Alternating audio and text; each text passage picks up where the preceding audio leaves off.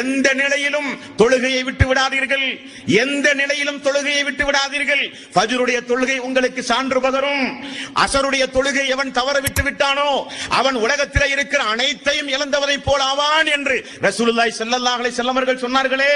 இறை இல்லங்களின் மூலம் ஒவ்வொரு நேரமும் ஒவ்வொரு வக்துக்கும் ஹய்யாலஸ் ஸலா தொழுகையின் பக்கம் வாருங்கள், ஹய்யாலல் ஃபலா வெற்றியின் பக்கம் வாருங்கள் என்று அழைப்பு காதில் விழுந்த பொழுது கூட ஜமாத்தோடு சேர்ந்து ஓடோடி வந்து தொழுது தீமைகள் எல்லாம் அழிக்கப்பட்டு பரிசுத்தவானாக மறுமை நாளில் இந்த துனியாவில் மரணிப்பதற்கு பகரமாக தொழுகையை புறக்கணித்து வாழ்ந்தானே அவனுக்கல்ல சொர்க்கம். ஓடோடி வந்து முதல் சஃபில் இமாமுடைய வலது பக்கத்தில் இருக்கிற மக்களுக்கு வானவர்களுடைய பிரார்த்தனை என்று ரசூலுல்லாஹி ஸல்லல்லாஹு அலைஹி வஸல்லம் அவர்கள் சொன்னார்களே, அந்த ஜமாத்தை பின்பற்றி தன்னுடைய வறுமை காலத்திலும் செல்வமான நிலையிலும் சோதனையான கட்டத்திலும் எவ்வளவு பெரிய மன உளைச்சலுக்கு ஆனாலும் ஓடி வந்து சுஜூத்